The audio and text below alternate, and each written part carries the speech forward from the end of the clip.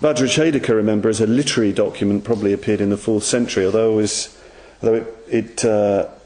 interestingly enough, some people, whatever it is as a literary document, believe that from sort of internal evidence of sutra, it reflects very, very ancient material, reflects the oral tradition quite strongly rather than the textual traditions. Very interesting, but it's another point. But so anyway, it's an old text, let's say that.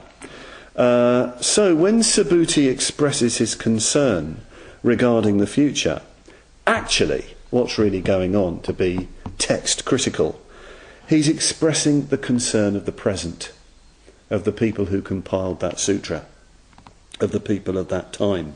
Basically, he's saying, can we understand the profound Dharma now, in these difficult times, in these times where things are really not so good? Can we understand the Diamond Sutra? Sometimes we can think like this. We can do this thing, can serious practice be done now? Is spiritual attainment possible for us moderns? Because in the old days, in the Buddha's time, they became arahants like that. They were, the Buddha would talk to them, or, even if the Buddha wasn't around, some great monk was around, and they'd snap their fingers and gain enlightenment. We've read all the Tibetan stuff, the Zen stuff, the Indian stuff, and, there's enlightenment all over the place. And we often wring our hands, at our circumstances, at the rampant materialism, the endless distractions and the earthbound nature of modern life, and this terrible, inexorable decline that seems to be going on, that sort of pours out of the radio and the television, and all the appalling environmental problems, the pollution and the proliferation of nuclear energy, etc., etc., etc., and there's just doom,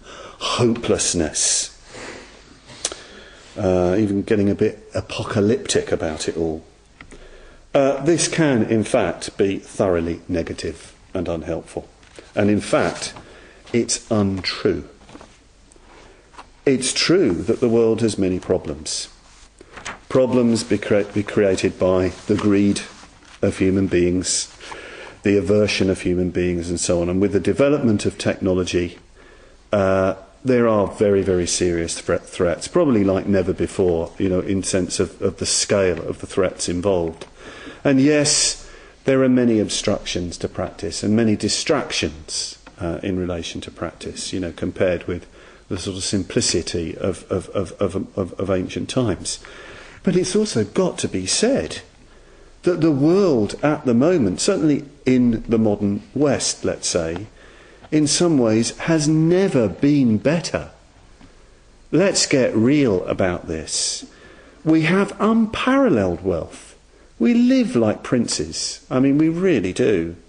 If you compared it with previous times, not that long ago, the freedoms we have, the access to education we have, the access to travel that we have, the health care that we have, the security that we have is unparalleled. It's extraordinary.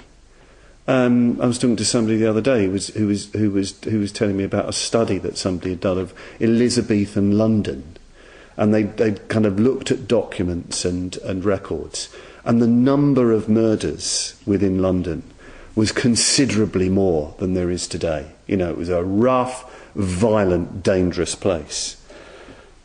Our life expectancy is much longer than it's ever been before. Certainly, in the West, we have, more people have more options than ever before. Not so very long ago, the kind of class that I was born into, working class, I wouldn't be here doing this. I'd just be a worker. My father was a plumber.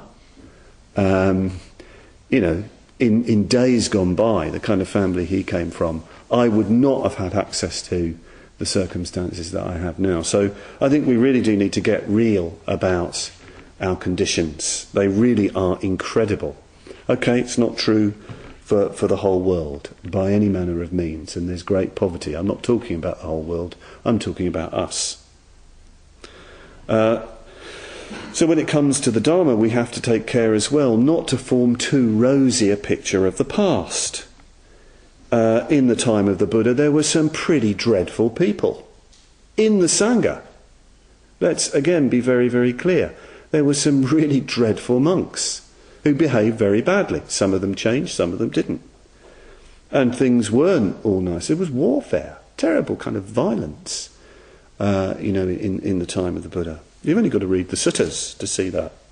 Or if you really seriously read Buddhist history, not just Buddhist hagiography, it's not all rosy. It's a very mixed picture. I mean, sometimes people talk about how wonderful the old Tibet was. It was absolutely perfect for spiritual practice. Not true. Not true. Yes, very devout people, but it wasn't a perfect country. It's incredible civil unrest at times and power struggles between different communities, different factions, and terrible grinding poverty if you were a peasant. Grinding poverty.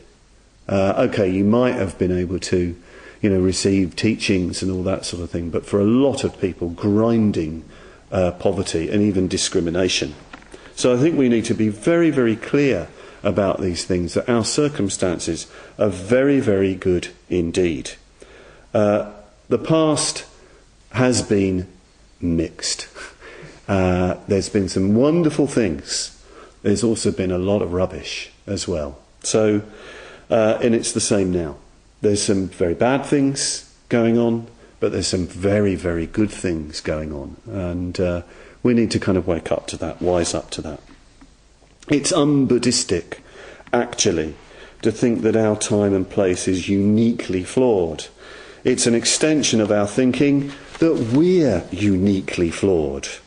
It's another form of that kind of conceit, and it's a convenient avoidance. I can't do anything worthwhile now because conditions are so bad compared with the old days, so I won't bother. That's basically what it comes down to. It's another excuse to kind of wring our hands about our times, another excuse not to actually engage with the Dharma.